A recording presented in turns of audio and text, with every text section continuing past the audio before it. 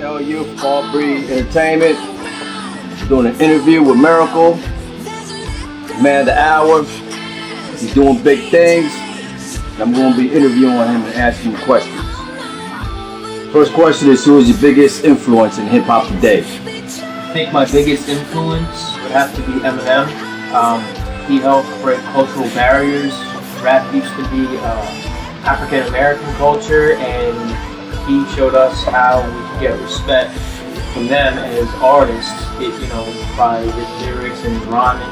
I mean, I support every artist. There's a lot of great artists out there, but I also would have to go with 50 Cent because he showed us how to monetize independently the music business. He showed us as artists how we can make real money off of it. Cool. Now, how did your MC name come about? I created Myrical because I'm basically a miracle from God. I was paralyzed. I had a lot of viruses that beat a lot of odds, thanks to God. And then I just started writing rhymes and found out I had lyrics, so I put lyrical and miracle together and created Myrical.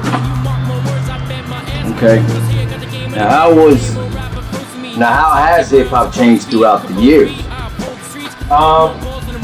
Hip hop has definitely changed throughout the years because it was built off a foundation by like Zulu Nation and like Run DMC, which was poetry. Rap originally stood for rhythm and poetry, and today I don't really see a whole much of that. I just see more what everybody else is doing. That's why I respect artists like Tupac, Biggie, Eminem, 50. They got a story to tell. Okay. Now, what direction do you see rap going in? I feel that, the whole gangster rap is getting played out. People are ready to hear something new. So for me, I think it's going to be more a motivational tip, positive and empowering and inspiring young artists. I can hear in some people's rhymes, like T.I., for instance, he's starting to lean more towards that positive feedback to people and trying to empower the youth. Good answer. Now, what inspired you to start rhyming? This is gonna sound funny, but actually dated a girl, she knows who she is, that was dating, or her ex was Eminem's half-brother, Nate King, and all she would talk about is him rapping and his rhymes and this and that, which nobody really ever heard because she was basically going off of Eminem's name. But that made me want to write a lot of lyrics, and I've always done poetry in school, so for me it was like a competition, and nobody wants the girl always talking about somebody else's music, so I would have to go with that. Okay, I'm feeling that.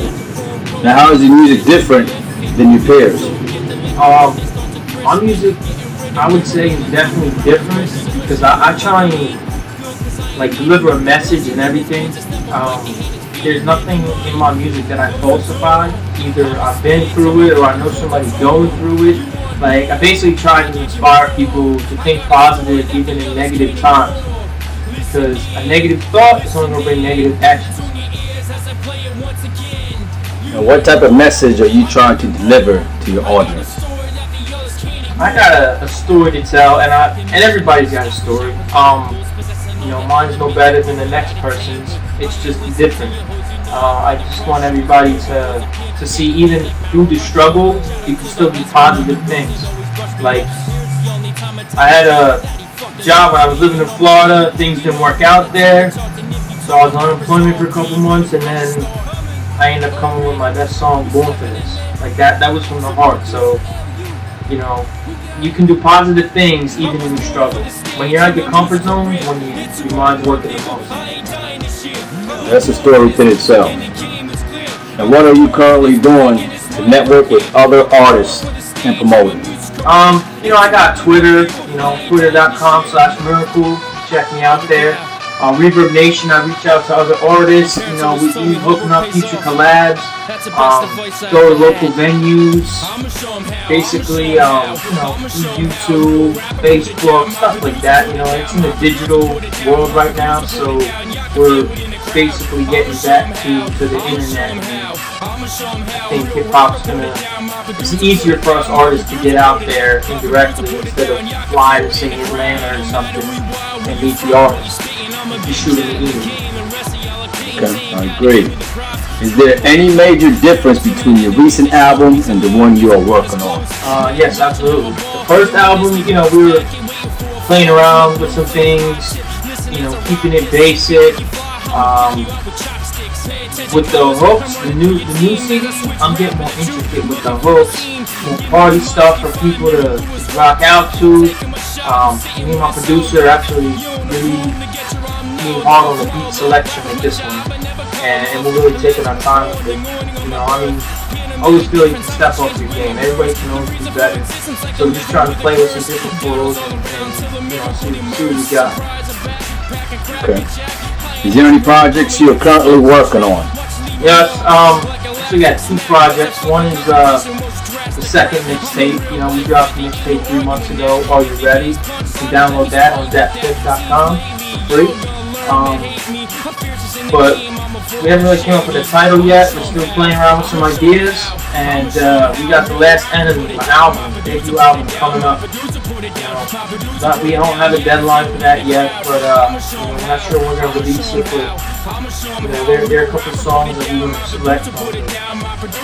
That one, The Last Enemy, basically in the Bible it says death is the last enemy. And since I was lucky enough to cheat death a few times, I kind of went with my album. Alright. Now, what is the future of your music? Future of my music? I would like to inspire kids, like I said before, to motivate them and think positive and maybe have an outlet from the street per se. I would just like to help other people achieve what I've achieved and what we're achieving as the whole record label as a team. Like, everything is about a team. Like, we build a foundation around a family. Basically, like, you know, you come in here and you guys are like-minded, you're ready to work, and hey, I'm all for it. I'm with you on that. Now, last question. What advice do you want to give or do you have for other artists out there who are trying to make it? The game has changed so much. Before, back in the day, it was all about a record deal, who's doing what, but that's how it got played out. Like, if you want to make money in the business, you got to study the business.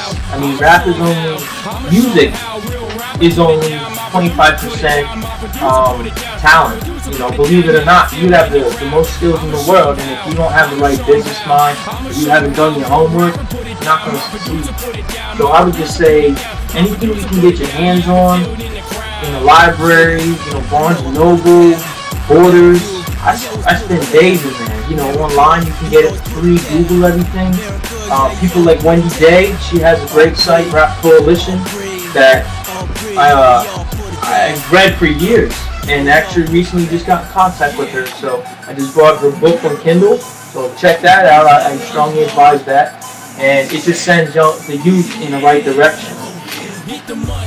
So I want to thank you guys for support, listen to my music, sharing it with your friends. I really appreciate the support, and can't wait for what the future holds.